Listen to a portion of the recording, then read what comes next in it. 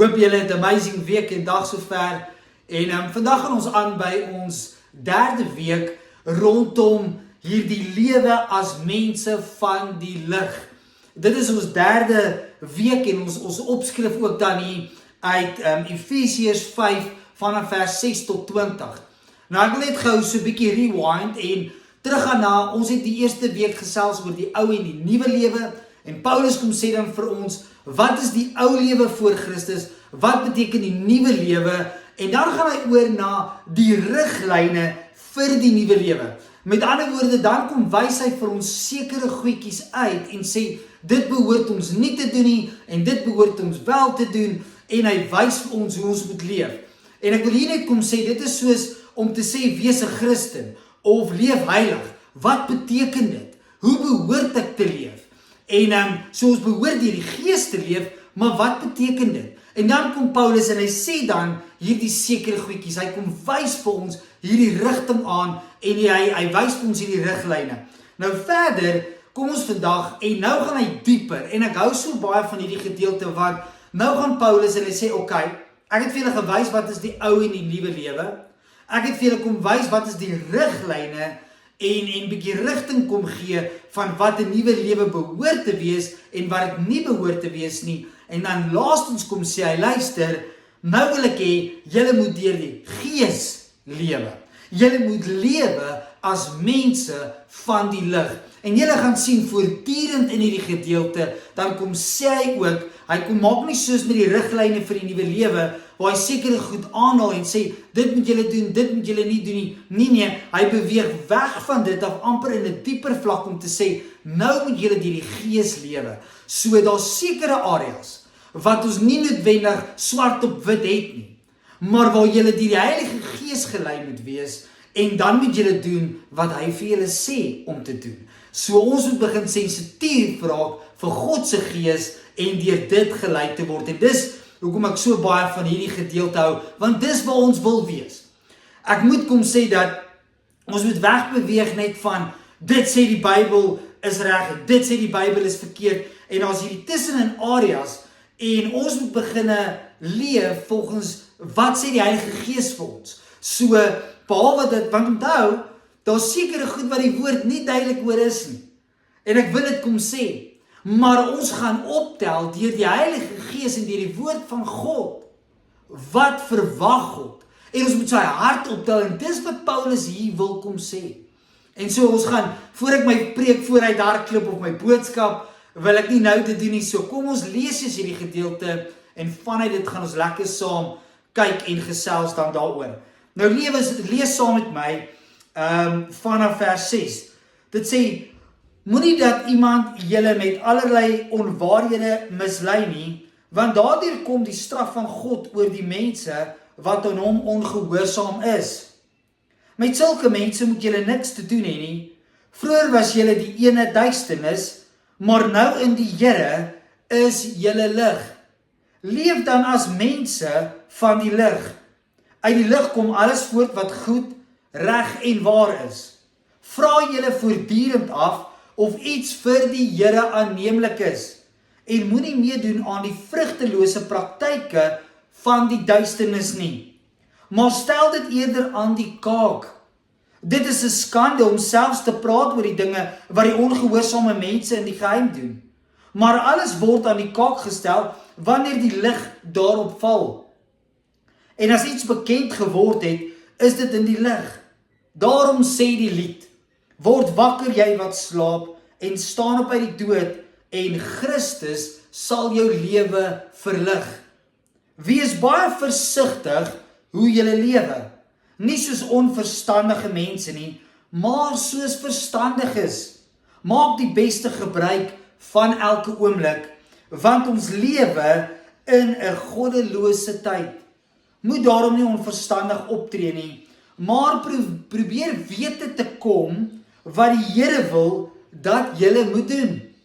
Moet julle nie aan drank te buite gaan nie, daarmee gaan losbandigheid gepaard. Nee, laat die Gees julle vervul en sing onder mekaar psalms, lofgesange en ander geestelike liedere.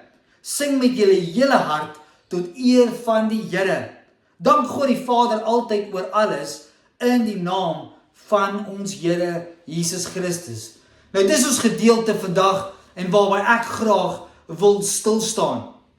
Nou ek wil ook hê dat ons na Matteus 5 vers 14 tot 16 toe moet gaan. Matteus 5 vers 14 tot 16. Hoor dan mooi wat sê dit hier ook. Dit sê, julle is die lig vir die wêreld. 'n Stad wat op die berg lê, kan nie weggesteek word nie. Ook steek 'n mens nie 'n lamp op en sit dit onder 'n emmer nie, maar op 'n lampstaander en dit gee lig vir almal in die huis. Laat julle so julle lig voor ander skyn, dat hulle julle goeie werke kan sien en julle Vader wat in die hemel is, verheerlik. Nou ek wil eers stil staan by hierdie gedeelte om te sê dat ons as kinders van God lewe in die lig en ons lewe deur die Gees en daarom moet ons konstant leef vir Jesus Christus waar ons beweeg. Want dis twee goedjies wat hierdie gedeelte waar hy van praat van die sout en die lig wat uitstaan. Nommer 1 is, hy sê ons steek nie ons lewe weg, ons goeie dade. Ons steek dit nie weg nie. Ons dra vrug voor ander. Want hoekom? Dit bring lig vir ander in die huis. Daar's mense daar buite wat antwoorde soek. Daar's mense daar buite wat lig nodig het. Daar's mense daar buite wat nie weet dat daar is 'n God wat vir hulle lief is nie. Wat nie weet dat ek kan lewe in 'n oorvloed in Jesus Christus nie. En daarom is dit nodig dat jy as kind van God vrug dra daar buite, want dit gaan ook lig bring vir ander in die huis. En dan verder sê dit, hulle gaan ook God verheerlik.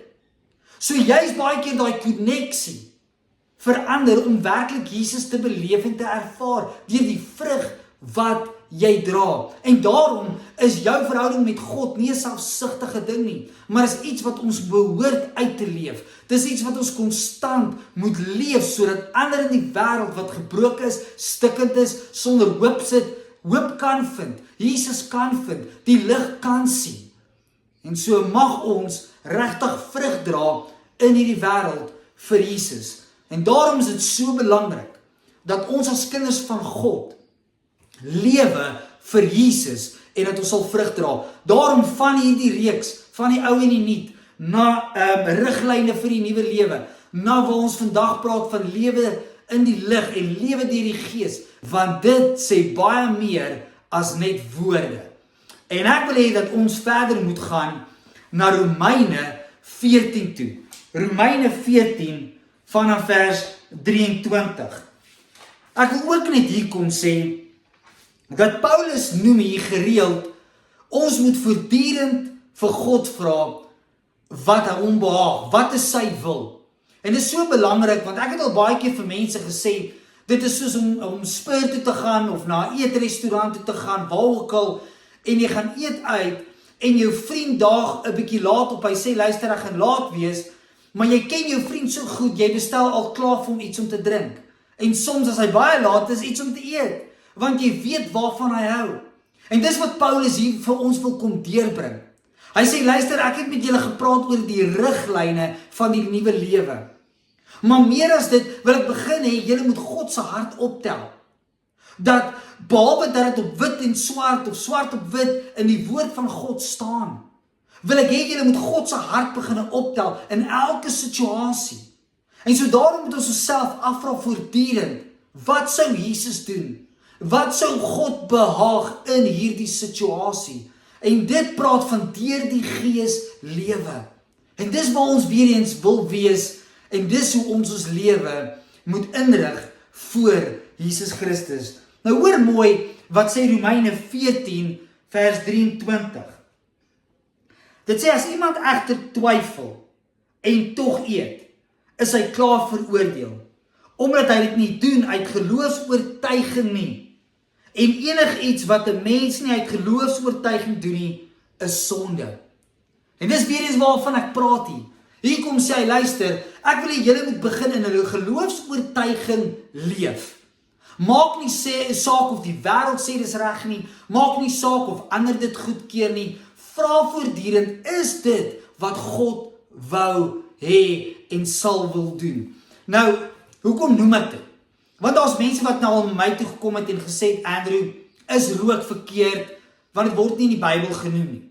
Andrew, is tattoos verkeerd, want ons sien in die Ou Testament, wat sê dit daarvan tattoos, maar wat van die Nuwe Testament? Daar's mense wat hierdie vraag het oor, kan ons Halloween vier of kan ons nie?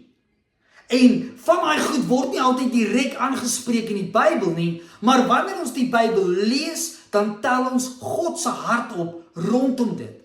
En net as ons teruggaan na Efesiërs toe, dan sê dit daar moet niks te doen hê met vrugtelose praktyke nie. So net daar beantwoord hy die vraag oor Halloween. Wanneer dit kom by rook, dan sê dit jou liggaam is 'n tempel van God. En so is dit belangrik om te sien dat hy spreek nie direk rook dalk aan nie. Maar wanneer ons kyk na die woord van God, dan kan ons God se hart optel rondom die situasie, rondom die vraag wat ons het, en dit is wat Paulus hier wil deurbring. Hy sê, luister, moenie net so fokus op die riglyne nie, want ek het met julle die riglyne bespreek, en daar sekerlik ook mense in daai tyd wat na hom toe gekom het en gesê het, maar Paulus, mag ons dit doen, mag ons dat doen, moet ons dit doen, ensovoorts, en dan kom spreek hy hierdie goed aan, wat hy dalk selfs nie genoem het nie, en dan kom sê hy, luister, as niks uit geloofsoortuiging is nie, moet dit nie doen nie. As jy nie in jou hart optel, saam met God se gees, dat dit is wat jy moet doen nie, moet dit nie doen nie.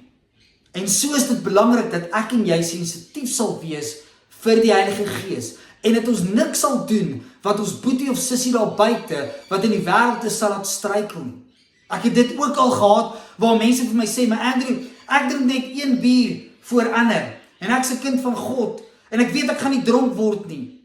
En toe sê ek eendag van hom, okay, want nou sê hulle, maar dit is reg, en hulle voel okay daarmee, toe sê ek, okay, wat sê die woord? En wanneer ons na hierdie gedeelte toe gaan, dan sê dit, hier in Romeine 14, moenie jou broer laat struikel nie.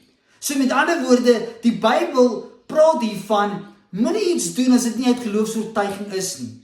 As jy daai 1 bier drink, maar daar's iemand net oorkant jou, in hierdie plek, restaurant of, waar ook al dit mag wees, by die golfbaan, en hulle sukkel met alkohol, hulle is dalk 'n alkoholus, en hulle sien jy drink as kind van God, keer hulle dit goed, en dink hulle, okay, daai persoon drink, en jy drink dalk net 1 bier en jy gaan huis toe, maar omdat hy dit sien, dink hy, ag ja, ek kan nou maar drink, en word hy dronk op dit, wat jy nie noodwendig goedkeur nie, maar omdat hy gesien het, jy doen dit, doen hy dit, omdat hy nie weet van beter nie, want hy is nie noodwendig 'n kind van God nie. En so wil ek jou kom bemoedig vandag, en ek weet hierdie is 'n streng boodskap, maar ons moet op 'n plek kom, waar ons konstant deur die Gees van God gelei word, en waar ons uit geloofsoortuiging gelei word, waar as dit nie noodwendig in die woord van God op swart of wit staan nie, kan ons nie dit goed praat, al voel ons dit hier is verkeerd nie. Kan ons nie sê, maar, okay, die Bybel sê nie iets oor dit nie, so dit moet seker goed wees. Nee, God vra, tel my hart op. Tel in die Gees op, wat jy behoort te doen. En ek het ook al baie vir mense gesê, as hulle na my toe kom, met 'n vraag soos, is rook verkeerd, of is hierdie ding verkeerd, dan sal ek sê, net die feit dat jy my kom vra, sê vir my, die Heilige Gees begin met jou te praat, en daarom begin jy twyfel, of dit reg of verkeerd is. En so is dit belangrik, dat ons sensitief sal raak vir die Heilige Gees, en dat ons kinders sal wees, wat deur die Gees gelei word. Ek wil julle saam met my gaan na Johannes 4 toe. Gaan saam met my na Johannes 4, vers 23, baie bekende gedeelte, en hoe ons behoort te leef, en is Jesus self wat hier dan praat. Hy sê hierso, die vrou kom vra nou, die Samaritaanse vrou vir Jesus, waar moet ons aanbid? Hoor mooi, dis weer daai ding van, wat is nou reg, wat is verkeerd, moet ons hier aanbid, moet ons daar aanbid, en dan kom antwoord Jesus al so mooi. En sy vra hier, so ek gaan van vers 22 af lees. Dit sê, julle aanbid sonder om te weet wat julle aanbid. Ons weet wat ons aanbid, en is Jesus hier wat praat, want die verlossing kom uit die Jode. Maar daar kom 'n tyd, en dit is nou, wanneer die ware aanbidders die Vader deur die Gees en in waarheid sal aanbid. Want die Vader wil juis hê dat die mense wat hom aanbid, dit so moet doen. Vers 24. God is gees en die wat hom aanbid, moet hom deur die gees en in waarheid aanbid. So hier sien ons dat ons moet God deur die gees aanbid. En dis belangrik. Ek wil hê dat ons saam na 2 Korintiërs 3 toe gaan, vers 6 en dan ook vers 17 en 18. En hier is dit so belangrik, hier kom Paulus weer en hy praat van die letter. Hy praat van die wet. En ek wil hier kom sê dat die wet maak dood, maar die gees maak lewend. En so wanneer ons net gaan bly by die woord en nie toelaat dat die Heilige Gees dit aan ons openbaar en dat ons deur die Gees gelei word nie, dan raak ons godsdienstig en dis nie waar ons wil wees nie. Want dis waar ons nie meer God se hart optel nie en eerder net sê, okay, maar wat staan in die Bybel? Maar God wil hê dat ons moet doen wat die Bybel sê, maar ook gelei word deur die Heilige Gees. Nou hoor mooi wat sê 2 Korintiërs 3 vers 6. Hy sê wat ons bekwaam gemaak het om bedienaars van die nuwe verbond te wees. Nie van die letter nie, maar van die Gees. Die letter maak dood, maar die Gees maak lewend. En so is dit belangrik dat ons met die woord van God toepas, maar gelei word deur die Heilige Gees ook in dit. Dat die Heilige Gees ons wys. Want die tradisionele of die godsdienstige persoon gaan sê, okay, God sê niks van rook nie, so ek kan maar rook. Maar dit is nie noodwendig die waarheid nie. Ons behoort deur die Gees te lewe. En ja, ek wil nie kom sê, ons almal struggle met goed. Ons almal werk hier goed. Hoor my mooi, dis nie wat ek sê nie. Ek praat van iemand wat probeer goed praat. Iemand wat in die sonde wil leef en God wil bely. Dit is nie okay volgens die woord van God nie. Ons gaan nog nou en dan val en ons gaan sonde doen, ja, verseker. Maar ons moet God se hart begin optel om te sê ek wil deur die Gees lewe. Van binne af na buite toe. En daarom is dit so belangrik dat ons moenie net staan op wat sien ons in die woord noodwendig wat reg en verkeerd is nie, maar dat ons deur die Gees gelei word. Nou hoor wat sê vers 17, dit sê, die Here beteken hier die Gees. En waar die Gees van die Here is, daar is vryheid. Ons almal weerspieël die heerlikheid van die Here, want die sluier is van ons gesig af weggeneem. Ons word al hoe meer verander om aan die beeld van Christus gelyk te word. Die heerlikheid wat van ons uitstraal, neem steeds toe. Dit doen die Here wat die Gees is. En hier kom sê hy, deur die Gees, deur die Heilige Gees word ons al hoe meer verander om meer soos Christus te lyk. En daarom moet ons deur die Gees gelei word. En daarom moet ons oorgee aan die Heilige Gees om ons totaal en al konstant te verander. En so ek wil vir jou kom sê, ken jou woord, volg die riglyne wat Paulus vir ons gee. Maar ons kan nie sonde begin goed praat, omdat ons sê, okay, maar dit is nie een van die riglyne wat hy dalk genoem het nie. Daar's baie topics wat die Bybel nie direk aanvat nie. Maar wanneer ons die woord van God ken, en wanneer ons deur die Heilige Gees gelei word, tel ons God se hart op, en kan ons weet wat is reg en wat is verkeerd. En wat is sy wil en wat is nie sy wil nie. Ons het nie nodig om dit net op swart op wit die hele tyd te hê nie. Ons lewe deur die Gees en ons stel op in die Gees wat is God se hart. Nou ek wil hê dat ons moet teruggaan na Efesiërs toe. In Efesiërs lees ons verder in hierdie gedeelte vanaf vers 11 wil ek net gou kom stil staan by wat beteken dit ook om iets in die kaak te stel. Dit sê, jy moenie meedoen aan die vrugtelose praktyke van die duisternis nie, maar stel dit eerder aan die kaak. En dan ook vers 13 sê, maar alles word aan die kaak gestel, wanneer die lig daarop val. Nou die oorspronklike Grieks hier, van die woord kaak, beteken 'n openbare veroordeling, of 'n openbare straf. So wat die woord van God vir ons kom sê is, behalwe dat ons nie moet deel hê aan vrugtelose praktyke nie, moet ons dit aan die kaak stel, moet ons dit eintlik openbaar en dit in die openbaar bestraf, om te sê dit wat julle nou doen is nie reg nie. Nie die mens veroordeel nie, hoor my mooi, maar wel die sonde veroordeel. Nie saampraat met die sonde of die vrugtelose praktyke nie, maar dit openbaar en sê, maar dit is verkeerd. Dis wat die woord van God ook vir ons sê. En ons moet lewe deur vrug te dra.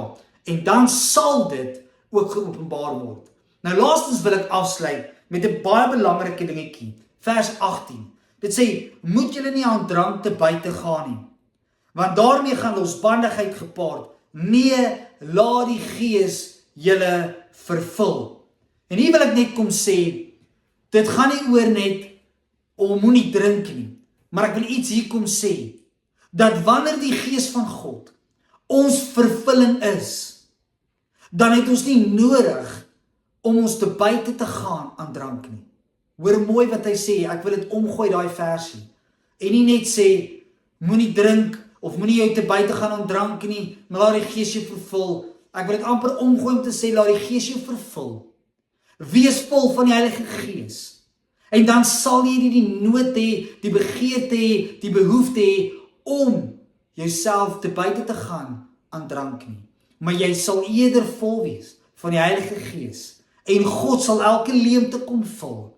En hy sal jou dan ook daai vrede gee wat jy nodig het om te leef vir hom. So ek wil jou kom bemoedig vandag. Mag ek en jy kinders wees van die lig. Mag ons deur die Gees gelei word. En mag ons die woord van God ken. Maar mag ons nie sonde goed praat om te sê, maar dit word nie genoem nie, so ek kan dit doen. Nee, ons moet deur die Gees gelei word en ons moet God se hart optel in elke situasie en ons moet onsself in elke plek, in elke situasie, in elke geleentheid vra, Here, wat is u hart? Gaan dit u behaag wat ek nou doen? En dit is wat dit ook beteken om deur die Gees gelei te word. Dit is wat dit beteken om God in gees en in waarheid te aanbid.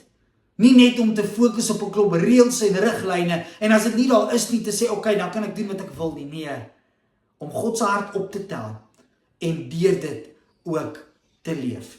En hier wil ek net 'n voorbeeld weer kom sê. Of dit is by 'n ouer en of dit is by 'n goeie vriend soos ek nou gesê het. Ons hoef nie altyd in daai vriend se teenwoordigheid te wees, of daai vriend moet vir ons definitief sê waarvan hy hou nie. As ons naby aan daai vriend lewe, gaan ons sy hart optel, gaan ons sy behoeftes optel, gaan ons dit wat hom behaag optel, en so ook met God. Wanneer ons in verhouding lewe met Jesus Christus, gaan die Heilige Gees vir ons wys hoe ons behoort te leef, gaan ons sy hart optel, en gaan ons nie noodwendig net hoef te sê, maar wat sê die woord daarvan nie. Ons gaan sy hart optel, want ons ken die woord, en ons lewe deur die Gees. So mag julle geseënd wees, mag julle God se hart optel, mag julle deur die Gees lewe in Jesus se naam. So ek wil graag vir elkeen van julle bid en julle seën dat ons kinders van die lig sal wees. Kinders sal wees wat deur die Gees van God gelei word.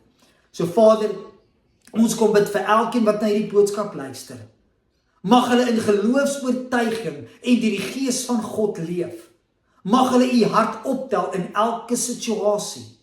Here, mag ons nie so godsdienstig raak, dat ons net gaan na die letter toe nie, maar mag ons deur die Gees, deur die nuwe verbond lewe, om te sê, Here, wat behaag u? What would Jesus do? Wat is u hart, Here? En Vader, dat waar ons gaan, dat ons heilig sal wees, u koninkryk sal uitleef, u hart sal optel, en net sal doen wat u wil is. Net sal doen wat u behaag.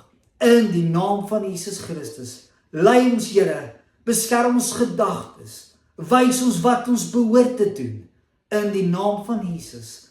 En Here, mag ons sensitief wees vir u Heilige Gees. In Jesus se naam bid ons dit. Amen. Julle moet 'n geseënde week hê. Blessings vir elkeen.